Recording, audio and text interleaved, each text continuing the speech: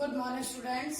हम लोग समाज के अब सेकेंड वीडियो बना रहे हैं। मैंने पहले तुम्हें समाज समझाया, समाज के विभिन्न पार्ट समझाए, कितने तरह का होता है और एक तालिका के माध्यम से उसको इजी बनाने की कोशिश भी करी है। ठीक है, इसी तालिका से आगे अब मैं एक प्रॉपर एग्जाम्पल के साथ तुम्हें समझाने का काम ये कर। ठीक है बेटा, जैसे कि आप लोग की अव्ययी भाव समास है। ठीक है, स्टार्टिंग वाला अव्ययी भाव समास था।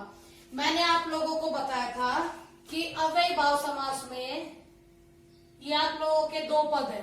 ठीक है, इसमें पहला पद प्रधान था, पूर्व पद प्रधान था, प्लस में वो अव्यय भी था। अव्यय भी था और मैंने कहा था अव्यय वो शब्द होते हैं जिनका अपना स्वतंत्र कोई मीनिंग नहीं होता है, लेकिन जिसके भी साथ वो जुड़ जाते हैं उसका मीनिंग बिल्कुल टोटली चेंज कर देते हैं। ठीक है, जैसे कि अव्यय मैं एक एग्जांपल के तौर पर डाल दूं बे। ठीक है, ये मेरा अव्यय बन गया है। ठीक, और मैंने सेकंड में डाल दिया घर। ओके, बे घर। बे एक ऐसा, इसको मैं कहूं कि एक शब्दांश है। ठीक है, पूरा शब्द नहीं है, ये शब्दांश है। ठीक है, और ये जब इस शब्द के साथ जुड़ गया है तो देखो बेटा एक बहुत ही अजीब, यानी बेचारे को पहले को घर मिला हुआ था। ठीक है, अब उसके साथ जब से बे नामक अव्यय जुड़ गया तो बेचारा बेघर हो गया। ठीक है, यानी हुआ ना, अव्यय इतने स्वतंत्र था, इतना उसका कोई मीनिंग नहीं था, लेकिन जिसके साथ जुड़ा उसके मीनिंग को इसने टोटली खत्म कर दिया। ओके, तो वो बेघर बन गया।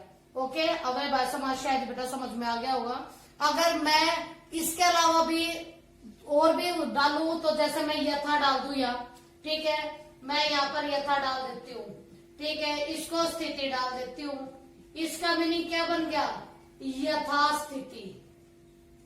यथा स्थिति यानी के स्थिति के अनुसार। यथा का अपना अलग कोई मीनिंग नहीं था, लेकिन स्थिति के साथ जुड़ गया तो उसने यथा स्थिति का निर्माण कर दिया। ओके, इसके बाद आता है बेटा तुम्हारा तत्पुरुष समास। इसमें आप लोगों को बताया गया था कि ये दो थे, इसके पूर्व पद और उत्तर पद, और मैंने कहा था इसमें फर्स्ट प्रधान था तो हमने इसमें सेकंड को प्रधान बनाया था ना, और उसके बाद एक नया शब्द बना। अब मैं इसके लिए एग्जाम्पल डालू तो एग्जाम्पल होगा, अगर मैंने लिख दिया यहाँ पर सिर। ठीक है, सभी के पास है, मेरे पास है, तुम्हारे पास है, सभी के पास है। एक लिख दिया सिर, लेकिन दर्द, जो आप लोगों का दर्द है, ये दर्द आपका किसी किसी के शरीर में, किसी किसी के सिर में मिलेगा। ठीक है, यानी सिर तो सभी के पास है, कॉमन सा है, लेकिन हमने कहा सेकंड पद प्रधान है, तो सेकंड पद में अगर मैंने दर्द डाल दिया तो वो सिर दर्द बन गया। सिर दर्द यानी के सिर तो सभी के पास था, लेकिन दर्द किसी किसी के हुआ, तो इसका उत्तर पद प्रधान बना दिया। और एक और चीज मैंने कहा था कि कारक की विभक्ति आती है इसमें, तो कारक की विभक्ति पहले नहीं आती, कर्ता ने नहीं आती, संबोधन हेर और नहीं आती, बीच की 6 आती है। तो अगर मैं इसका विग्रह करूं भी तो, क्योंकि समास के साथ उसका विग्रह बड़ा इंपॉर्टेंट हो जाता है, समास आते ही तब जब हम उनको विग्रह करना सीखते हैं। तो सिर दर्द को अगर मैं विग्रह करके लिखूंगी तो मैं लिखूंगी सिर में दर्द। आई कि नहीं आई विभक्ति में? आगे ना। ठीक है, यानी जहां पर आपकी कारक की विभक्ति इस्तेमाल होती है आपके विग्रह करने पर, समझो वो तत्पुरुष समास है। ठीक है, इसका भी कर देते बेटा। ये बेघर का तो मैं लिखूंगी घर के बिना। ठीक है, और यथास्थिति का लिख दूंगी स्थिति के अनुसार। ओके, क्लियर बेटा? अब तीसरा देखो, तीसरा हम लोगों ने किया था कि इसके दो आप लोगों के उत्तर पद और पूर्व पद है। मैंने कहा था दोनों ही प्रधान है, ये भी प्रधान है, ये भी प्रधान है। अब दोनों प्रधान है तो भाई दोनों ऐसे वर्ड डलेंगे जिनका दोनों का अपना अपना मीनिंग होगा। अगर मैंने यहाँ पर लिख दिया रात, और यहां लिख दिया मैंने दिन। ठीक, तो जब हम इसको समास के रूप में लिखेंगे तो रात दिन लिख दिया। रात दिन लिखने के बाद इसके बीच में एक योजक चिन्ह आता है। ये योजक चिन्ह जो है ये 99% होता है द्वंद्व समास में। ठीक है, और इसके विग्रह में अब मैं इन दोनों को अलग करके लिख रही हूं। देखो, रात और दिन दोनों का अपना अपना अलग अलग महत्व रह गया। और योजक चिन्ह की जगह मैंने और डाल दिया। इस योजक की जगह आपका एवं भी आता है। ठीक है, क्लियर है। अब देखो बहुव्रीहि समास, इसमें आप लोगों को कहा था ना ये प्रधान ना ये प्रधान, बल्कि जो बनेगा वो बड़ा प्रधान बनेगा। ठीक है, बहुव्रीहि समास में देखो बेटा, अगर मैंने लिख दिया नील कंठ,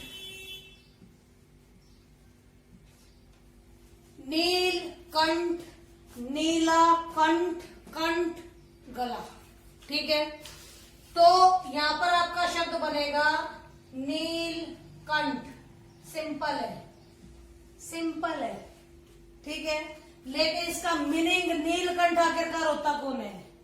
शिव जी महाराज को बोलते हो ना, आपके शिवजी भगवान को, शिव को नीलकंठ कहा जाता है। तो ये जो शिव है इसके लिए नीलकंठ का इस्तेमाल हुआ, इसीलिए ये प्रधान हो गया। ठीक है बेटा, अब मेन बात इसका विग्रह, इसके विग्रह में आती है। अब इसके विग्रह को देखे कैसे लिखोगे? नीला है जिसका कंठ, नीला है जिसका कंठ यानी के नीलकंठ यानी शिव जी। ठीक है, क्लियर हो गया बेटा। तो अब यहाँ पर जो मेन चीजें हैं, वो मेन चीजें अभी तक आपने क्या पढ़ी कि इसके विग्रह में बिना अनुसार यानी के अव्यय लगकर हालात खराब कर दिए थे शब्द के। इसमें आप लोगों का कारक की विभक्ति इस्तेमाल हुई। इसमें दोनों ही पदों के बीच में और या एवं लगा, जबकि बहुव्रीहि समास में है जिसका, इस शब्द का इस्तेमाल बार बार होगा। इसमें मैंने इसको अंडरलाइन भी कर दिया, नीलकंठ लिख दिया है। ठीक है, इसके अलावा अगर आप लोगों को और भी कोई वर्ड्स दिए जाए, ठीक है, गजानन, गजानन, गजा यानी के हाथी, गजानन अन, ये आप लोगों का होगा मुख, यानी गज का, हाथी का मुख है जिसका, हाथी का मुख है जिसका, अर्थात गणेश। ठीक है, बहुव्रीहि समास में है जिसका से इसका विग्रह किया जाता है, यही से इसकी पहचान होती है। ठीक है बेटा, इसके बाद आप लोगों का एक है द्विगु समास। द्विगु, जिसमें आप लोगों को बताया गया था कि फर्स्ट पद प्रधान होगा, लेकिन वो साथ साथ में संख्यावाची भी होगा। संख्यावाची यानी हिंदी में करो गिनती, प्रथम द्वितीय तृतीय चतुर्थ पंचम षष्ठी सप्तमी अष्टमी नवमी दसवीं पढ़ा होगा ना। तो इसी तरीके से जो शब्द यह इस्तेमाल होगा वो संख्यावाची होगा। ठीक है, अगर मैंने यहाँ पर लिख दिया त्रि, त्रि मीन्स तीन, लोचन, लोचन, और इसको इकट्ठा करके बना दिया त्रिलोचन, यानी के त्रि मीन्स तीन, लोचन मीन्स आंख, त्रिलोचन। इसका विग्रह भी बड़ा स्पेशल है। इसमें संख्यावाची, इसलिए हर संख्या को हम समूह के रूप में प्रदर्शित करते हैं। अगर मैं इसका विग्रह करूंगी तो मैं ये बोलूंगी तीन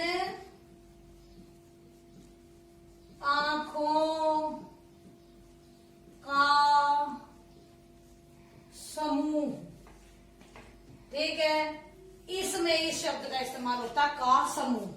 ठीक, अगर मैं इसकी जगह पंचवटी का इस्तेमाल करूं, पंच मीन्स पांच, वट मीन्स वृक्ष, यानी 5 वृक्षों का समूह। ओके, इसी तरीके से आप लोग के संख्या कर्मधारय समास में बेटा आप लोग का विशेषण और विशेष्य का कॉम्बिनेशन होता है, ये आपको हर बार हर जगह बता दिया है।